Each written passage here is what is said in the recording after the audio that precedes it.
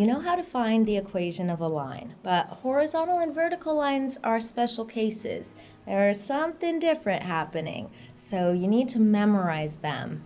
Just memorize them by themselves, and then you'll always be fine. If you don't know how to work with them, they can be really hard problems.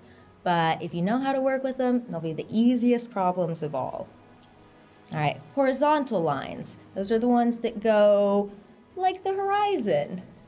They are parallel to the x-axis.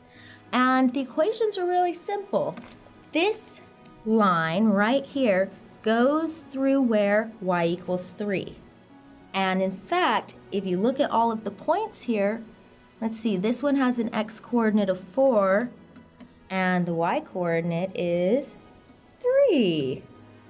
This point has an x-coordinate of -5, and the y-coordinate is 3. So it certainly makes sense that the equation of this horizontal line should be y equals 3, because that's just true. That's what makes this line special, is that y is always 3, no matter what the x is. That makes it hard to plug in points, but you just remember y is always 3 and you're good. You can figure that out because the line does cross the y-axis. Sometimes I get confused because it's parallel to the x-axis, so I'm thinking about x. So I tell myself it's the opposite of my initial reaction. And that's how I remember. You can think of a way that works for you. Here's a little explanation of the slope of a horizontal line. Remember that slope tells you how steep a line is. And how steep is a horizontal line, like the ground, is not steep at all. That's the flattest you can get without adding in a negative slope. And if you were trying to walk on a horizontal path, it'd be easy. The steeper a line is, the harder it is to walk up it. So I think a horizontal line has a slope of 0. So easy to walk, it's 0 difficulty. And that can explain why the equation is y equals b, which is the y-intercept right there. Because we plug in 0 for the slope, that whole term goes away, and we're left here with the y equals b. So that makes a lot of sense. Vertical lines are just kind of the opposite. If we look at this line here, it's crossing the x-axis at 4.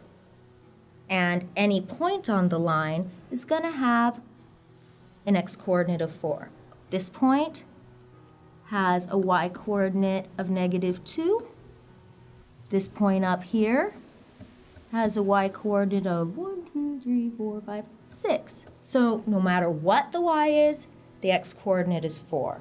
So that's how you write the equation of a vertical line. It's always x equals, and then whatever the number is where it crosses the x-axis.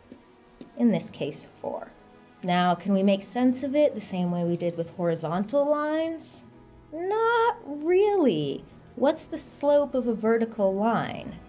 If we think about my other analogy, a horizontal line is really easy to walk along. That's why it has a slope of 0. A vertical line, though, can you walk vertically, like up a wall? Not unless you're Spider-Man. It's impossible. So a vertical line has undefined slope. M is undefined. So can I plug in undefined for M? Not really. And what's the y-intercept? Well, there isn't one, right? Our line never crosses the y-axis. So I can't plug in M, I can't plug in B, so we just need to forget all about slope-intercept form when you're talking about vertical lines. Just look at where does it cross the x-axis, and then say x equals that number. You see how it's really easy if you memorize it, but difficult if you're trying to figure it out? Let's do some practicing. I'm going to draw you a nice line and see if you can figure out the equation.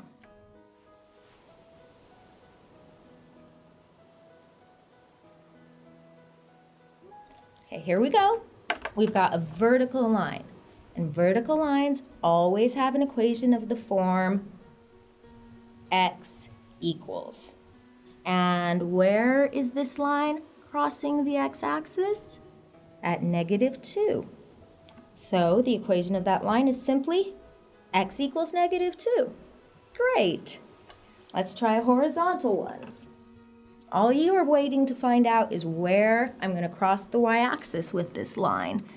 And I think I'm going to put my line right there. So what's the value here where I'm crossing the y-axis? Sorry, I don't have a scale on here, but I'm just going by units. So this is 1. And that means our equation is y equals 1. So easy when you know what you're doing. All right, I want to give you guys a little more background on why the slopes are what they are. This is sort of a bonus if you want to get a deeper understanding. Think about the slope formula. The slope formula is the difference of the y's on the top and the difference of the x's on the bottom. Remember that what vertical lines have in common is that the x's are equal to each other. And if I subtract two things that are equal, I'm going to get a 0. And you know you can't have a 0 in the denominator. That is undefined. So that's why the slope of a vertical line is undefined. And then the opposite thing happens with a horizontal line. When you calculate that slope, the y's are the same, so the numerator is 0.